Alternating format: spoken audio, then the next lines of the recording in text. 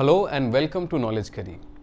We often keep hearing about astounding discoveries and breakthroughs which are being made in the field of computer science and technology.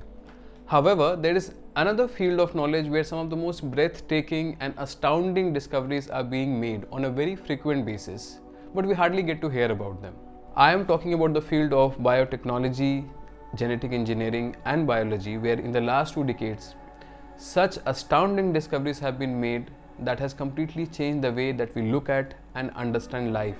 And this is also the reason why we don't get to hear about these discoveries much, because there's a lot of controversy which is associated with all the amazing findings which this area of knowledge is bringing into the world. Want to take a sample?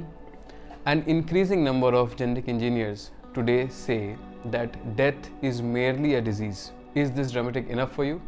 This is merely the tip of the iceberg. So without any further ado, let's dive in. And before that, if you have not subscribed to our channel, please do so you don't miss on our future videos. So let us start our journey by taking a brief look at the very fundamental concept on which the entire science of biotechnology and genetic engineering is based on: the DNA. Now, the fact that DNA contains the literal code of life was discovered way back in the 1950s, once Watson and Crick discovered the helical model of the DNA. But for close to 40 years, we did not have much of an idea about how the entire genetic map of the human body looks like. We did not have a map of all the DNA sequences in our body.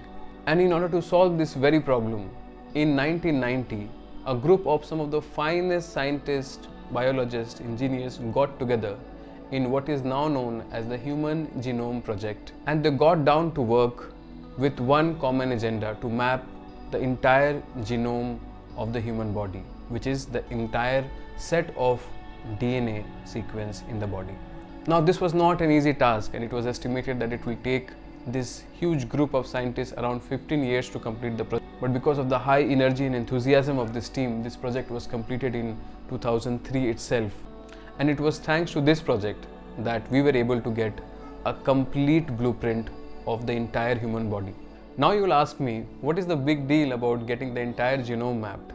It is actually a very big deal, because once you have the entire map, you can easily navigate to different parts of the entity. In fact, the field of gene therapy can be completely attributed to the work which was done in the Human Genome Project. Some of the basic applications of this project was that now we are able to find out which sequence of the DNA is responsible for certain diseases. And because we can pinpoint the sequence, we can also make targeted drugs to address that particular disease. So customized drug design and gene therapy became possible because of the Human Genome Project. The second technology which we'll be talking about can come across as one of the most magical discoveries ever made by man. And you'll be surprised to know that this was made possible because of a bacteria. Every bacteria has a sequence of DNA called the CRISPR, which helps it fight against the bacteriophages, which is a virus which kills this bacteria. Now, genetic engineers soon realized that this naturally occurring CRISPR can be easily used in human body as well to edit genes. As we discussed earlier, that the human genome has already been mapped, so we already know which part of the genetic sequence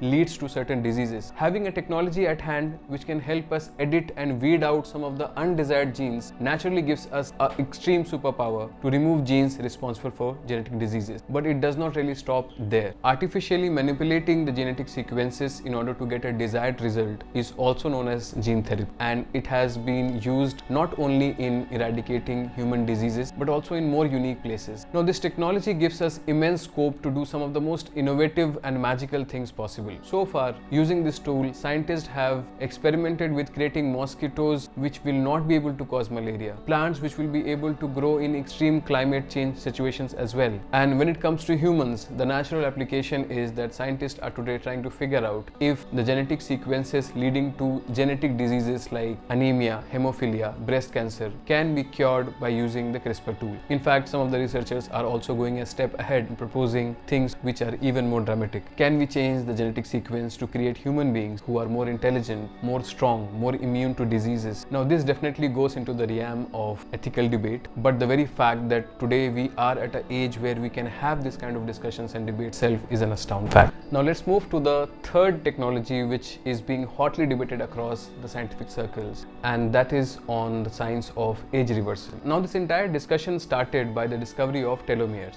Now, a telomere is a region of repetitive DNA sequence at the end of a chromosome. You can think of any chromosome as a shoelace, and the two ends of the chromosomal thread is protected by a nip, a covering of the shoelace. Telomere works in the exact same way. Telomere protects the end of chromosomes from becoming frayed or tangled. Now each time a cell divides, the telomeres become slightly shorter. Eventually, they become so short that the cell can no longer divide successfully and the cell dies. Now there are various ways in which we can naturally increase the lifespan of the telomere. By eating plant-based foods which are naturally rich in fiber, antioxidants, vitamins and phytonutrients. Another route which is being followed for centuries is physical exercises which reduce the oxidative stress and inflammation in the body. All of this leads to a longer life of the telomere. But scientists are today working on doing this by artificial means. Medicine and therapies are being designed which can help us elongate the life of our telomere. Quite a few successful experiments have also been run which has shown that it is actually possible to stop and even reverse the age of the cell to some extent. Now to what extent this technology will progress remains to be seen, but it will definitely have one of the most powerful impact in society as we know it. Now let us move to the fourth technology, which by far is the most controversial technology that we'll be talking about today.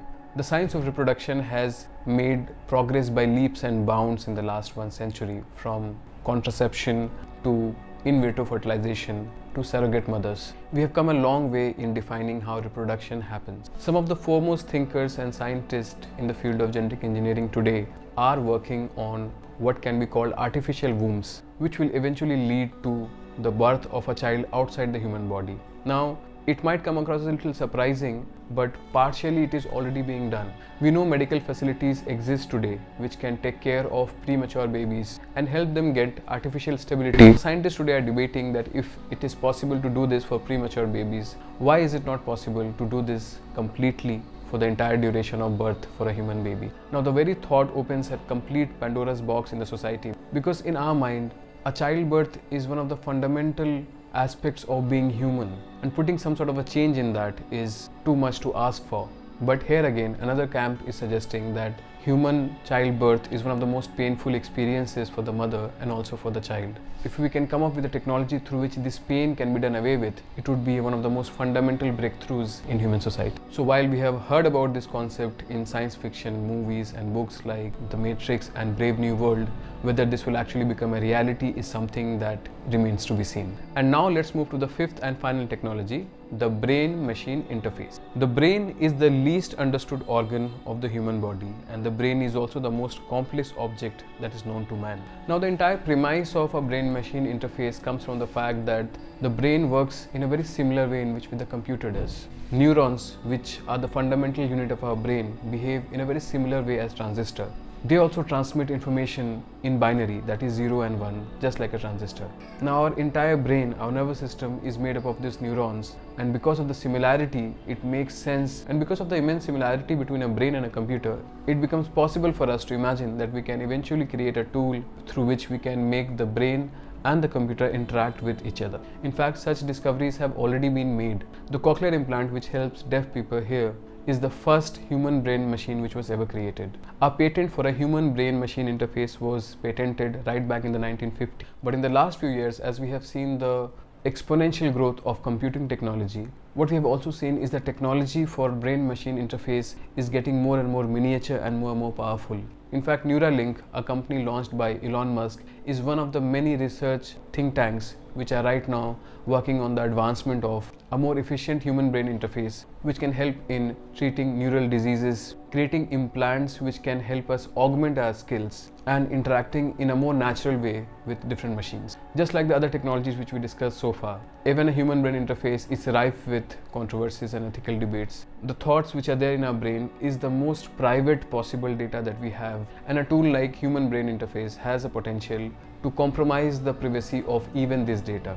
Are we ready for that? Can we ever possibly be ready for that? So this was today's video.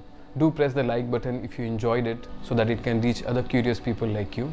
Do tell us in the comment if you have some ideas on videos that you would like us to make. So we will see you soon in the next video. Till then, stay happy and stay curious.